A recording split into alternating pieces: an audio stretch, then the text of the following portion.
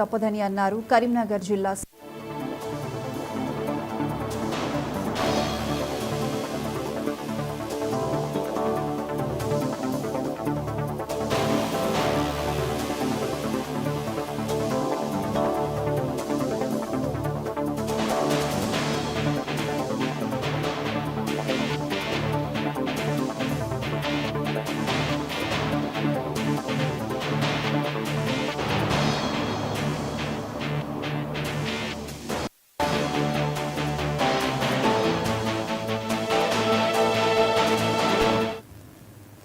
యాదాద్రి జిల్లాలో దత్తత గ్రామం వాసాలమర్రికి ముఖ్యమంత్రి కేసీఆర్ చేరుకున్నారు. ఉదయం ప్రగతి భవన్ నుంచి బయలుదేరిన సీఎం కేసీఆర్ దళితవాడలో అధికారులతో కలిసి పర్యటిస్తున్నారు. దళితవాడలో మౌలిక సదుపాయాల కల్పన, వారి స్థితిగతులు అడిగి తెలుసుకుంటున్నారు సీఎం కేసీఆర్. దీంతో గ్రామస్తులు, ప్రజాప్రతినిధులు, అధికారులు సీఎం కేసీఆర్ కు ఘన స్వాగతం పలికారు.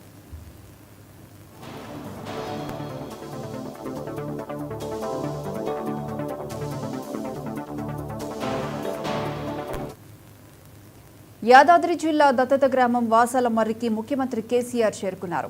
ఉదయం ప్రగతి భవన్ నుంచి బయలుదేరిన సీఎం కేసీఆర్ దళితవాడలో అధికారులతో కలిసి పర్యటిస్తున్నారు.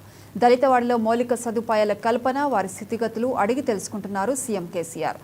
దీంతో గ్రామస్తులు, ప్రజాప్రతినిధులు, అధికారులు సీఎం కేసీఆర్ కు స్వాగతం పలికారు.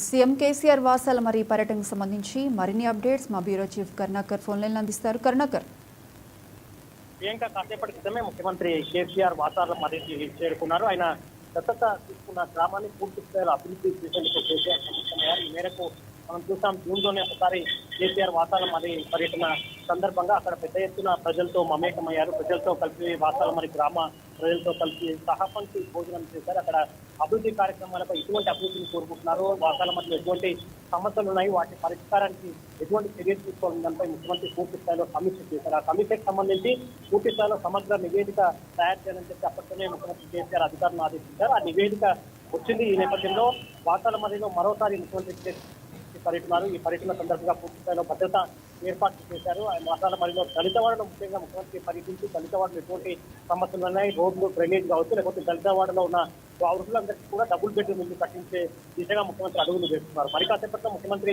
రైతు వేదికలో దాదాపు 135 మంది వాసాలమర్రికి చెందిన ప్రజలందరితో కూడా ప్రత్యేకంగా సమావేశం అవుతారు. ఈ సమావేశంలో వాసాలమర్రికి అభివృద్ధికి తీసుకోవాల్సిన చర్యలపై పూర్తి స్థాయిలో చర్చించి ముఖ్యమంత్రి అప్పటికప్పుడే అధికారులకు ఆదేశాలు జారీ చేసే అవకాశం కనిపిస్తోంది. ముఖ్యమంత్రి పర్యటన దాదాపు 2 గంటల పాటు కొనసాగే అవకాశం ఉంది.